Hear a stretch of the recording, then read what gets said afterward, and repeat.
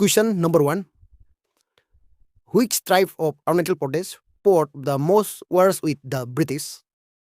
Okay, ये first question है आपका ये वीडियो का। तो इसमें आपको ये पूछा गया है कि जो अरुणाचल का जो ट्राइब होता है वो फर्स्ट यानी जो ज़्यादा वार यानी ज़्यादा बैटल हुआ था ब्रिटिश का साथ, तो वो था आपका तीन ट्राइब में से आपका होगा ऑप्शन सी।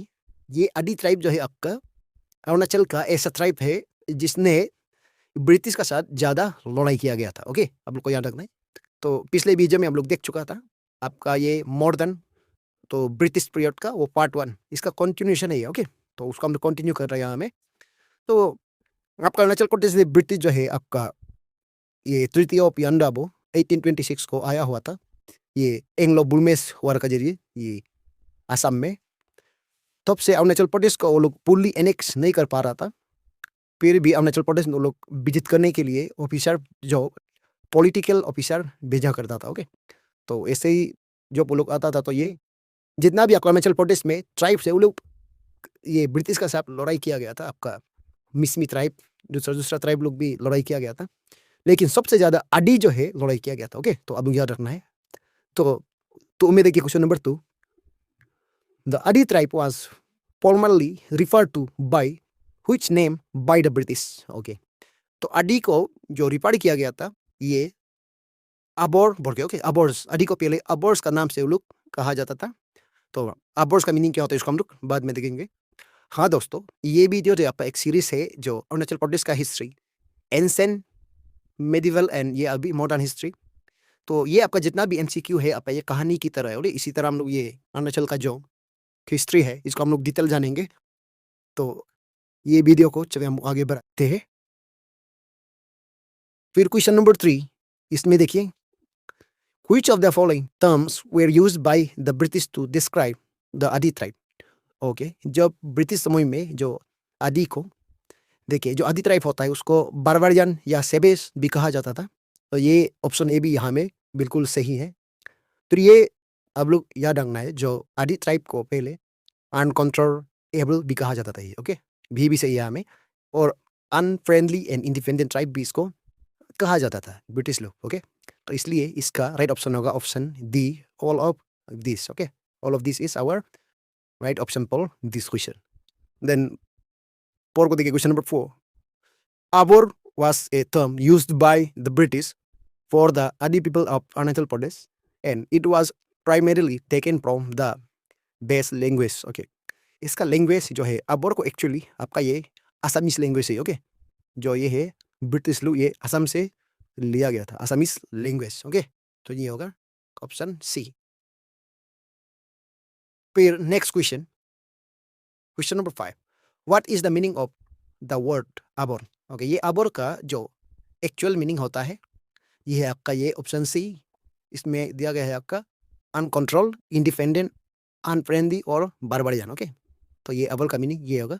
फिर क्वेश्चन नंबर 6 को देखिए, question number 6, the Adis fought 4 distinct major wars against the British which are known in history as the, इसका एंग्लो अबोर वर्ड्स कहा जाता है। Okay, Anglo Abor words option C. इसका पर मेजर डिस्टिंग वो था वर्ड्स था यानी बैटल था, तो इसका हुआ एंग्लो अबोर वर्ड्स, सिंपल सा है। फिर क्वेश्चन नंबर 7 को देखिए, question number 7, how many times did the Adi tribe of Arunachal Pradesh defeat British forces during the 19th century Anglo Abor wars? Okay, देखिए जितना भी आपका ये ब्रिटिश का साथ ये वार किया गया था, जो लड़ाई किया गया था, वो जो एक्चुअली आपका 19th सेंचुरी में ये लड़ा गया था। तो इसमें जब 19th सेंचुरी था तो ये है आपका ये क्वेश्चन जो आपको पूछ रहा है कि कितना टाइम्स ये आदि ट्राइब उसका जो लड़ाई में कितना बार जीता था ये वर्ड्स में। ओके, कितना बार ब्रिटिश लोग को हराया गया था? तो इसका होगा ये ऑप्शन सी, 3 टाइम्स हराया गया था ब्रिटिश फोर्स को। ओके, जो आदि ट्राइब होता है ये सक्सेसफुली 3 टाइम रेसिस्ट किया गया था। ओके, फिर 8 में देखिए question number 8, the Adi tribe was finally defeated by the British in which century? तो देखिए आपका जो लास्ट वर्ड था आपका जो फाइनल वर्ड था वो था आपका ये 1911 1912 को हुआ था। तो इसमें आपका अर्ली 20th सेंचुरी को ये होगा आपका अर्ली 20th सेंचुरी, यानी ये option C is our right answer ये। ओके, तो 20th सेंचुरी को ये ब्रिटिश ने ये आदि ट्राइब को हराया था फाइनली। उसके बाद तब भी आपको ये आप लोग को ये इंफॉर्मेशन देना चाहूँगा। 20th सेंचुरी में आपका जो आदि ट्राइब्स रेसिस्ट हुआ था ब्रिटिश से, फिर भी ये आदि ट्राइब्स को ब्रिटिश लोग हरा के फुली एनेक्स नहीं कर पा रहा था। ओके, जस्ट ऐसे हराया गया था। ये एटॉम बॉम्ब का से उन लोग बॉम्बार्ड किया भी था यहाँ में ना, और गन्स भी उन लोग का पास था। इसलिए जितना भी आदि ट्राइब था वो लोग तो सिर्फ ये दाव से लौटा था और ये एरोस तीर से वो लोग चलाया करता था, और उसका टेक्निक भी हम लोग बाद में देखने को मिलेंगे। ओके, फिर क्वेश्चन नंबर 9 को लेके question number 9, which traditional war technique was used by the आदि वॉरियर्स। तो इसका सिंपल सा ये गोरिल्ला वॉरफेयर, तो ये गोरिल्ला टेक्निक वो लोग यूज किया गया था। Option C is our right option. Okay, तो उसमें केमिकल वॉरफेयर वो सब नहीं था। फिर 10 में देखिए क्वेश्चन नंबर 10, आदि warriors use traditional weapon such as days and days to resist the better equipped British forces. तो इसका जो वो लोग यूज करता था तो ये होगा आपका ये बॉस यानी एरोस।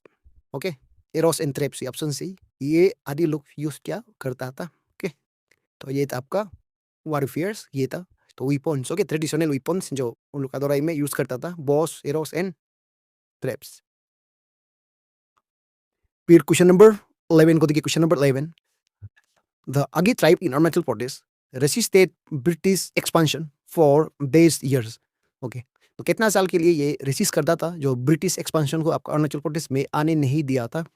इसका बात करने से ये अप्रोक्सीमेटली आपका 50 to 60 ईयर्स तक ये आदि ट्राइब लोग अपने आप को डिपेंड्स करता था। ओके, ये ब्रिटिश फोर्सेस को यहाँ में आने नहीं देता था। वो लोग हमेशा लड़ाई करता था ब्रिटिश लोग के साथ, और 50 to 60 ईयर्स तक आने नहीं दिया था। ओके, आने नहीं दिया था, ये 50 to 60 ईयर्स तक आने नहीं दिया था, तो याद रखिए। फिर ये 12, which term refers to the heavy boulder stockades built by the Adi tribe to block the British।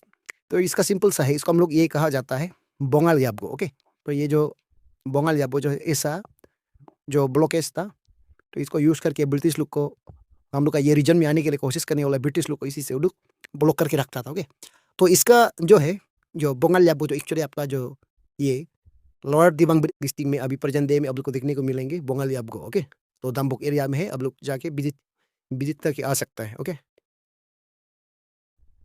फिर क्वेश्चन नंबर 13 को देखिए question number 13, in which year did the first Anglo Abor war locally known as Bidbol Mimak occur. Okay, देखिए जो बिदबोल मिमाक जो first Anglo Abor war को कहा जाता है बिदबोल मिमाक। ओके, तो ये आपका 26 मार्च 1850 को ये लड़ाई को लड़ा गया था। ओके, इसका राइट ऑप्शन है ऑप्शन सी, मार्च 26 1858। एक्चुअली आप लोग को यहाँ में ये फर्स्ट एंग्लो अबोर वॉर के बारे में, तो इसका डेट को अब याद रखना है, तो ये 26 मार्च 1858। ओके, तो ये याद रखना है। फिर देखिए 14 में, the first Anglo Abor war was fought in which place of Arunachal Pradesh. तो इसका जो प्लेस था मेनली आपका ये आप लोग का ये देखा जाने से ये केबांग विलेज। ओके, केबांग जो है एक विलेज है जो अभी सियांग डिस्ट्रिक्ट में आता है। ये पहले ईस्ट सियांग डिस्ट्रिक्ट में था। ओके, पहले ये ईस्ट सियांग डिस्ट्रिक्ट में था, अभी ये प्रेजेंट डे की बात करने से ये सियांग डिस्ट्रिक्ट में आ जाता है केबांग विलेज। ओके, तो इसी में ये लड़ाई को लड़ा गया था।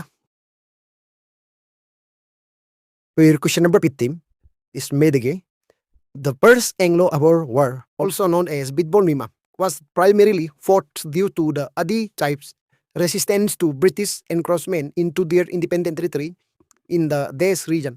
तो इसका सिंपल सा है, जब ये रीजन की बात किया जाए तो ये आपका सियांग रीजन। ओके, जो सियांग रीजन से लोग आया करता था, यहाँ में जो ब्रिटिश लोग आया करता था सियांग रीजन के जरिए। ओके, क्योंकि सियांग रीजन जो आपका सियांग एरिया जो है ये प्लेन एरिया होता है। ओके, फिर देखिए 16 को, the second Anglo Abor war also known as the Bongal Mima was fought on. तो सेकेंड एंग्लो अबोर वॉर जो इसका जो लोकली इसको कहा जाता है बोंगाल मिमा। ओके, बोंगाल मीना, तो इसको पोर्ट किया गया था ये 27 फरवरी 1859, यानी option A is our right option यार। ओके, ये हो। फिर question number 17, During the Second Anglo-Boer War, the British were unable to reach Kewang village, so they caused significant damage to villages such as Des and Des in the Bogong area of East Siang district.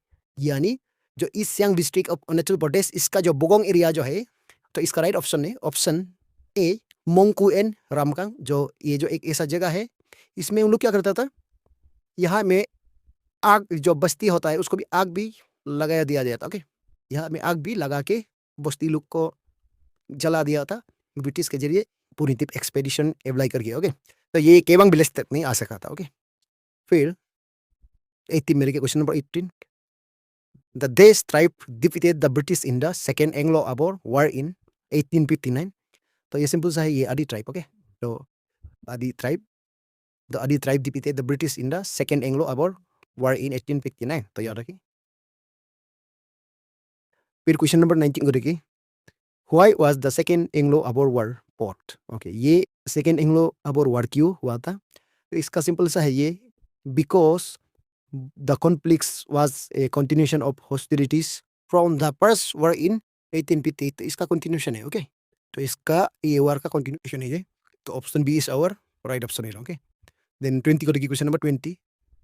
तो question number 20 इसमें, the third Anglo Bor war also known as the Lijong-Bima was fought from देश in the Siang region of Arunachal Pradesh. Okay, Siang region of Arunachal Pradesh का, यानी ये देश ने आप लोग को डालना है। तो थर्ड एंग्लो-बोर वॉर जो है आपका 1893 टू 1894, ये option B is our right option for this question. Okay, तो इसका ये निजम मिमाक कहा जाता है, लोकल लैंग्वेज में आपका निजम मिमाक। ओके, यानी लोकल डायलेक्ट में थर्ड एंग्लो-बोर वॉर को निजम मिमाक का नाम से जाना जाता है। ओके, फिर क्वेश्चन नंबर 21 को देखिए। क्वेश्चन नंबर 21 में आपको क्या पूछा गया है, which of the following refers to a fortification wall built by the Adi community in the Dibangali district of Arunachal Pradesh to block British forces during the Third Anglo-Boer War। इसको हम लोग already देख चुका है। Okay, तो ये आपका बंगाल जागो, इसको हम लोग पहले भी देखे। ओके, तो ये जो आपका एक फोर्टिफिकेशन वॉल जो स्टोन से बनाया गया था। ओके, तो ये अभी भी आपका लोअर दिबांग वैली डिस्ट्रिक्ट में है। फिर क्वेश्चन नंबर 22, क्वेश्चन नंबर 22 में क्या पूछा गया है, the fourth and final Anglo-Boer War, known as the Pojo Mimak, was fought between Des and January 11, 1912। तो इसका देखिए, जो पोजो मिमाक यानी आपका फाइनल एंग्लो-बोर वॉर था, तो इसको पोर्ट किया गया था आपका ये October 6, 1911। Option C is our right option. Okay, तो ये 6 अक्टूबर 1911 से शुरू होकर ये आपका जनवरी 11, 1912 तक हुआ था। ओके, तो याद रखिए। फिर क्वेश्चन नंबर 23 को देखिए, the fourth Anglo-bore war was triggered by the murder of British officers Neil Williamson and Dr. Gregerson in Komsing village and Sisen village respectively by the tribal leader Des and Lamlo Darang on March 31, 1911। Okay, तो ये आपका question जो आपका just एक information है। देखिए, जो fourth Anglo-bore war जो एक्चुअली जो ये इसलिए हुआ था जी, यहाँ में अरुणाचल प्रदेश में आपका 2 ऑफिसर मार दिया गया था उसी समय में। देखिए, नील विलियमसन एंड डॉक्टर ग्रीगरसन। ओके, तो यानी आप यहाँ में देखिए क्वेश्चन से, नील विलियमसन को कोमसिंग विलेज में मार दिया गया था, और आपका ये डॉक्टर ग्रीगरसन इसको मार दिया गया था आपका सीसेन विलेज में। ओके, सीसेन विलेज एक ही दिन में मार दिया गया था, मार्च 31, 1911 को। ओके, तो यहाँ में इसका जो ये ब्लैंक आप लोग को डालना है, ये Matmur Jamoh. Okay, option C is our right option here. तो याद रखिए, ये नोएल विलियमसन को ये मार दिया गया था मतमुर जामो, और ये डॉक्टर गिरगरसन इसको मार दिया गया था आपका ये लामलो दारंग, तो ये सीसेन विलेज में। ओके, तब ये जाके अक्टूबर 6 अक्टूबर 1911 से इसका फोर्थ एंग्लो-बोर वॉर शुरू हुआ था, याद रखिए। ओके, फिर 24 को देखिए, during the fourth Anglo-bore war which place was the main centre of resistance. तो ये वार को यानी फोर्थ एंग्लो-बोर वॉर को पोर्ट किया गया था आपका इन ऑप्शन में से ऑप्शन सी केकार मोनिंग में ये पोर्ट किया गया था। केकार मोनिंग भी अभी ये सियांग डिस्ट्रिक्ट में ये आता है, पहले ये भी आपका ईस्ट सियांग डिस्ट्रिक्ट में था, अभी केकार मोनिंग आपका सियांग डिस्ट्रिक्ट बन गया। ओके, तो पासीघाट का रास्ता में मिलेगा, पासीघाट जाने वाला रास्ता। ओके, तामिल का नीचे में। फिर क्वेश्चन नंबर 25 को देखिए। The Adi tribe was defeated by Desh in the fourth and final Anglo-Boer War in 1911। तो इसका ब्रिटिश फोर्सेस, ओके, तो ये सिंपल सा है। इस टाइप का क्वेश्चन को हम डिस्कस नहीं करना है। फिर देखिए ये 26 को देखिए। After the fourth Anglo-Boer War in 1911, the British established the first administrative headquarters in which place of present day Arunachal Pradesh. Okay, जो ये फोर्थ एंग्लो अबोर वॉर को जीतने के बाद ब्रिटिश जो है फर्स्ट एडमिनिस्ट्रेटिव हेडक्वार्टर आपका अरुणाचल प्रदेश में एस्टेब्लिश किया था, वो एक्चुअली कौन सा प्लेस में है, ये आपका वेरी इंपॉर्टेंट क्वेश्चन है। तो ब्रिटिश लोग पहले एडमिनिस्ट्रेटिव हेडक्वार्टर्स एस्टेब्लिश किया गया था आपका ये पासीघाट में। ओके, जो ये पासीघाट जो है, तो इसलिए देखिए जो पासीघाट जो है आपका अरुणाचल प्रदेश का ओल्डेस्ट टाउन भी इसको कहा जाता है, क्योंकि फर्स्ट इसमें ब्रिटिश लोग आगे क्या करता था, अपना एडमिनिस्ट्रेटिव हेडक्वार्टर बनाया करता था। ओके, तो याद रखिए। फिर क्वेश्चन नंबर 27 को लेके। Pasighat was established by the British Raj in 1911, so it is the देश टाउन इन अरुणाचल प्रदेश। इसको ऑलरेडी हम लोग देख चुका है, ये oldest town. Okay, option B is our right option here, oldest town in Arunachal Pradesh. फिर 28 को देखिए, question number 28। Other tribes of Arunachal Pradesh such as the देश Mishmi, Aka and Monpa also fought significant wars with the British. तो इसका देखा जाने से ये देश ने को डालना है, ये निसी ट्राइब्स लोग भी आपका ये ब्रिटिश लोग का साथ ये वार यानी लड़ाई किया गया था। तो उसी समय में इसमें जितना भी यहाँ में मिजी, राबा, काशी का बारे में, ये अरुणाचल प्रदेश का ट्राइब्स नहीं, ये राबा और ये काशी। ये मिजी तो आपका अरुणाचल प्रदेश का है, जो एक ट्राइब है, लेकिन इसके बारे में हिस्ट्री में नहीं मिलता है कि ये पोर्ट किया है बोल के, ये ब्रिटिश का साथ वार किया था बोल के इसका कोई हिस्ट्री नहीं है। ओके, रिटन रिकॉर्ड नहीं है। यहाँ में देखिए जो मेजर ट्राइब होता है आपका आदि, निसी, मिसमी, आका एंड मोनपा, ये लोग, और इसका साथ अपाटानी भी हुआ, अपाटानी लोग भी लड़ाई किया था। ओके, तो ब्रिटिश का साथ लड़ाई किया था, तो ये यहाँ में मेंशन नहीं है, फिर भी आप लोग को याद रखना है। बरबेली हम यहाँ में बता रहे हैं कि अपाटानी लोग भी ब्रिटिश लोग का साथ लड़ाई करता था। को ये मिसमी जो है, ईडू मिसमी, जो मेनली वोट किया गया था, ये number of wars with British. Okay, फिर क्वेश्चन नंबर 29 को देखिए। The first Idu Mishmi expedition against the British forces to place in. तो इसका जो पर्स वार था, ये ईडू मिसमी जो ब्रिटिश का साथ लड़ा था, ये 1900। ओके, कभी कभी इसको ये हिस्ट्री में ये भी लिखा गया है कि 19 यानी 1899 ये भी लिखा गया है, लेकिन एक्चुअली ये 1900 को ये लोग लड़ाई किया गया था। ओके, फिर ये 30, question number 30। The Idu Mishmi expeditions against British forces to place in देश एंड देश under the leadership of Ponke Dele and Taji डेले।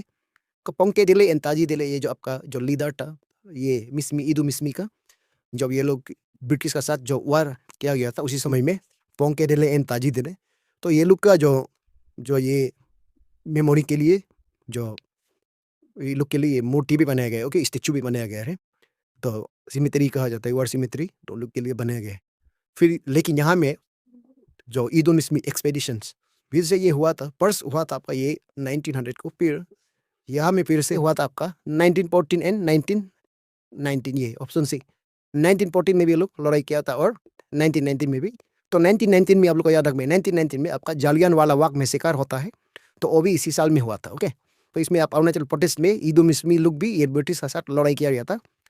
यानी आपको याद रखना है कि ईडो मिसमी लोग का जो मेजर वार होता है 3 टाइम्स हुआ है। ओके, तो फर्स्ट 19 सेंचुरी में, यानी 20 सेंचुरी में लोग ये 1900 में, फिर 1914, फिर 1919, इसमें याद रखिए।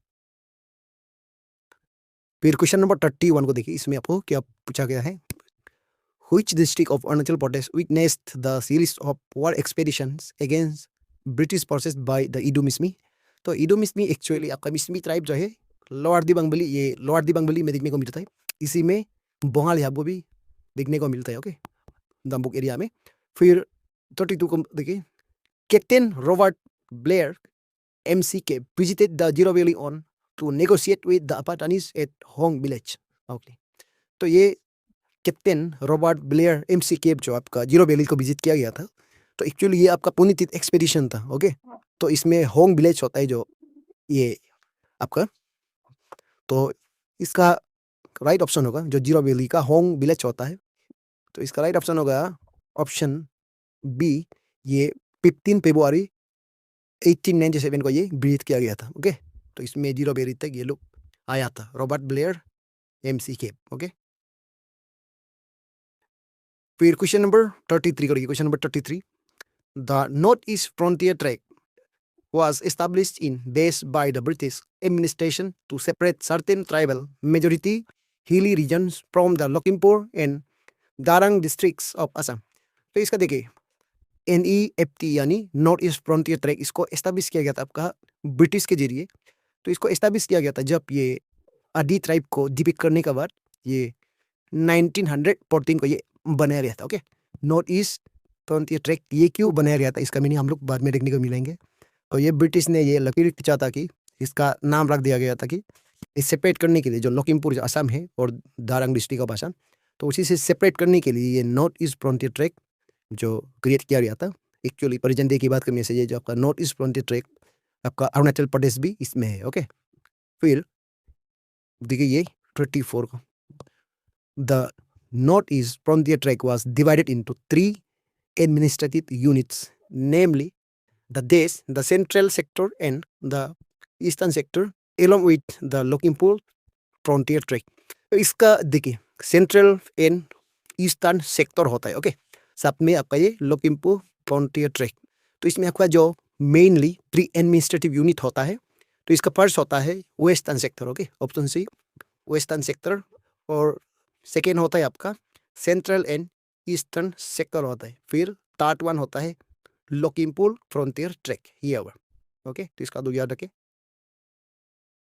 फिर क्वेश्चन नंबर 35 को देखिए। Question number 35, the 3 administrative units of the north east frontier tract, the western sector, central sector and Lakhimpur frontier tract were rename as the Sadiya, Balipara and Lakhimpur frontier tracts in देश। तो इसका ये देश में अभी को डालना है।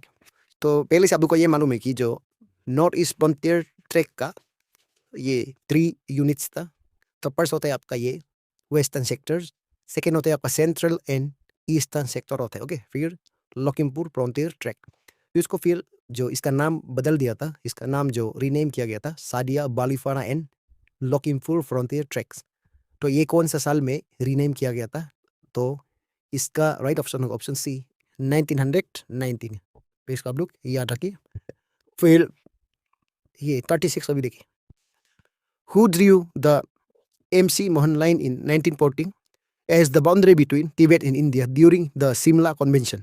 ओके, यहाँ में देखिए एक्चुअली आपका एक सिमला कन्वेंशन था, तो इसी में आता है ये मैक मोहन लाइन को ड्रॉ किया गया था।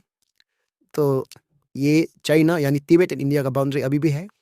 तो इसको एक्चुअली इसी का नाम से ये नाम को भी रख दिया गया है, sir Henry McMahon. Okay, McMahon इसलिए कहा जाता है, सिंपल सा है। ओके, तो option B is our right option.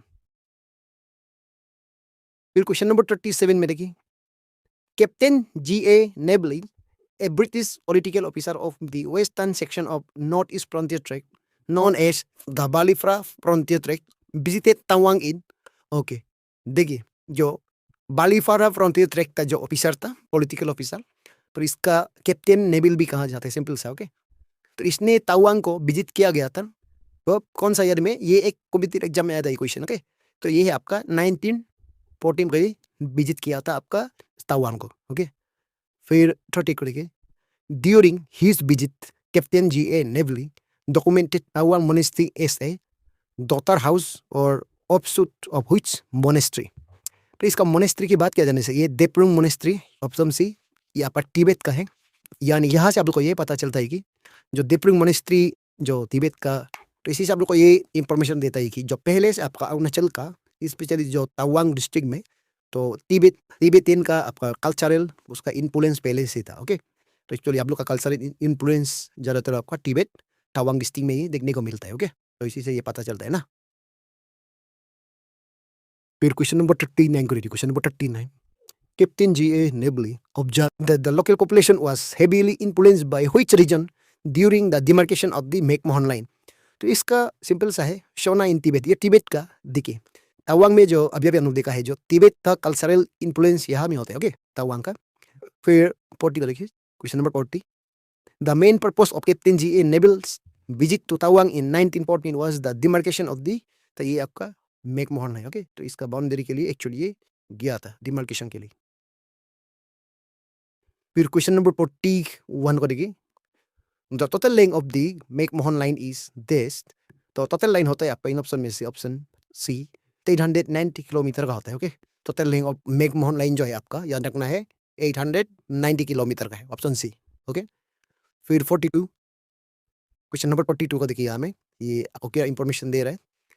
The McMahon line was primarily drawn to create a buffer against this expansion.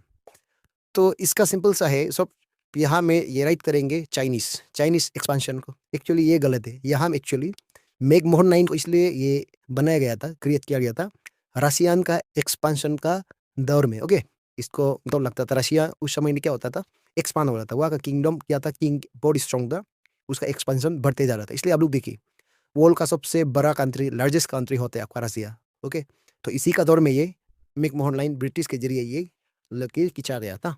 तो ये चाइना को भी अभी बाउंड्री होता है, लेकिन उसी समय में आपका चाइना नहीं था ना, तिब्बत था। ओके, तो अभी चाइना हो गया। फिर नेक्स्ट क्वेश्चन में चलते हैं। फिर क्वेश्चन नंबर 43 को देखें। Question number 43, the north east frontier track was declared and excluded area in this. तो देखिए जितना भी आपका नॉर्थ ईस्ट फ्रंटियर ट्रैक होता था उसको एक्सक्लूडेड एरिया डिक्लेयर किया गया था तो ब्रिटिश के जरिए। तो यहाँ में देखिए तो कौन सा ईयर में ये डिक्लेयर किया गया था, इसका बात करने से ये 1937 को ये डिक्लेयर किया गया था, क्योंकि यहाँ में जो है नॉर्थ ईस्ट फ्रंटियर ट्रैक में रहने वाला ट्राइब लोग बहुत स्ट्रॉन्ग था। ओके, जितना भी ट्राइब्स, तो इसको हम लोग बाद में भी और डिस्कस करेंगे। फिर 44 को देखिए, question number 44, the north east frontier track was declared an excluded area under which act. Okay, कौन सा गवर्नमेंट ऑफ इंडिया का जो एक्ट का जरिए जिसको डिक्लेयर किया गया था एक्सक्लूडेड एरिया। इसका सिंपल सा ये option C government of India act 1935 के जरिए ये एक्सक्लूडेड डिक्लेयर किया गया था। यहाँ में गवर्नमेंट ऑफ इंडिया बोल रहे हैं ना, एक्चुअली यहाँ में 1935 में गवर्नमेंट ऑफ ब्रिटिश राज का चल रहा था इंडिया में। ओके, इसमें एक्ट बनाया गया था गवर्नमेंट ऑफ इंडिया एक्ट बोल के ब्रिटिश के जरिए 1935 को। ओके, फिर क्वेश्चन नंबर 45 को देखिए, in which year was the post of secretary for tribal affairs to the governor of Assam created. तो देखिए जब गवर्नर ऑफ असम, तो उसमें भी आपका गवर्नर ऑफ असम यानी इसका भी ब्रिटिश था उस समय में। ओके, इसको हम लोग बाद में मिल भी सकता है एमसीक्यू फॉर्म में। तो लेकिन यहाँ में फर्स्ट पोस्ट ऑफ सेक्रेटरी जो ट्राइबल अफेयर्स के लिए जितना भी ट्राइबल मैटर्स होता है, तो उसका जो पोस्ट ऑफ सेक्रेटरी क्रिएट किया गया था आपका 1937 में। ओके, 1937 इसी साल में आपका ये नॉर्थ ईस्ट फ्रंटियर ट्रैक को भी डिक्लेयर किया जाता है एक्सक्लूडेड एरिया। ओके, फिर 46 को देखिए, in which year was the post of adviser for tribal affairs to the governor of Assam created. Okay, ये भी आपका देखिए पोस्ट ऑफ एडवाइजर, तो इसको क्रिएट किया गया था 1943। देखिए 1943 में इसको पोस्ट ऑफ एडवाइजर ये क्रिएट किया गया था। तो इसी से देखने से देखिए ब्रिटिश का सिस्टम बहुत बढ़िया था ना, तो अभी भी इसका चल रहा है यहाँ में अरुणाचल प्रदेश में, अभी भी आपका एडवाइजर फॉर ट्राइबल अफेयर्स अभी भी है। ओके, तो वो ब्रिटिश का रूल को अभी भी यहाँ में कंटिन्यू हो रहा है। ओके, फिर क्वेश्चन नंबर 47 को देखिए, This was the governor of Assam when the post of secretary for tribal affairs was created in 1937। तो इसका जब 1937 में ये जो पोस्ट ऑफ सेक्रेटरी ये क्रिएट किया गया था, तो इसमें असम का गवर्नर था तो एक ब्रिटिश ऑफिसर हुआ, तो उसका नाम था सर रॉबर्ट नेल रेट। ये ऑप्शन है। ओके, ऑप्शन है is our right option. Then 48 में देखिए question number 40, who was appointed as the first advisor to the governor of Assam for tribal matters in north east India in 1943। इसका simple सा है ये JP mills, यानी ये JP mills को ये यहाँ में अपॉइंट किया गया था first adviser to the governor of Assam, यानी ये आपका ये भी ब्रिटिश ऑफिसर है। ओके, तो इसी से आप लोग को पता चल रहा है कि first adviser to the governor of Assam होगा ये जेपी मिल्स। ओके, लेकिन यहाँ में आदि ट्राइब्स था, जो अरुणाचल प्रदेश का जो ट्राइब्स होता है उसके लिए अलग होता है। ओके, द देश was formed in 1943 by carving out portions of the Sadia frontier track and the Lochinpur frontier track। तो इसका बात करने से देखिए ये जो होता है 1943 में जो कार्विंग आउट किया गया था, यानी सेपरेट किया गया था एक एरिया, तो वो है आपका इन ऑप्शन में से option A Tirap frontier track को ही। ओके, इसलिए देखिए यहाँ में जो तिराप फ्रंटियर ट्रैक से हम लोग को ये पता चल रहा है कि यहाँ में जो अरुणाचल प्रदेश का ओल्डेस्ट डिस्ट्रिक्ट होता है ये तिराप। ओके, ये तिराप होता है। 1943 को इसको क्रिएट किया है बोल के ये हिस्ट्री में लिखा गया है। तो इसमें जो पहले सादिया फ्रंटियर ट्रैक होता था, लखीमपुर फ्रंटियर ट्रैक होता था, उसको तिराप उसी से ये कार्व आउट किया गया था। ओके, तिराप फ्रंटियर ट्रैक याद रखिए। फिर पित्ती को देखिए, the Balipara frontier track was divided into Sela sub agency and the देश इन 1946। तो इसका सिंपल सा है ये सिवनसिरी एरिया। आपका सिवनसिरी एरिया जो है 1943 को इसको भी क्या किया था, ये सेपरेट किया गया था इसी से, बालीफारा फ्रंटियर ट्रैक से इसको भी कार्व आउट किया गया था। ओके, तो देखिए ये दो क्वेश्चन से आप लोग को 1946 की बात कर रहे हैं। ओके, 1943 एंड 1946 का। तो अभी हम लोग का जो इंडिपेंडेंट मिलने वाला है इंडिया, 1947 में इंडिया इंडिपेंडेंट मिला था ना, तो उसमें क्या होगा, ये सीरीज और भी कंटिन्यू होगा। आफ्टर इंडिपेंडेंट यानी पोस्ट इंडिपेंडेंट का बाद वो सीरीज आने वाला है, वो भी होगा आपका कैसे अरुणाचल प्रदेश बन गया था और कैसे यूनियन टेरिटरी बन गया था ना, तो वो भी मिलेंगे आप लोग को। जितना भी यहाँ में जो वीडियो देखा है, तो ये हिस्ट्री जो है आपका फ्री इंडिपेंडेंट का है। ओके, अभी पोस्ट इंडिपेंडेंट जो नेक्स्ट वीडियो आने वाला होगा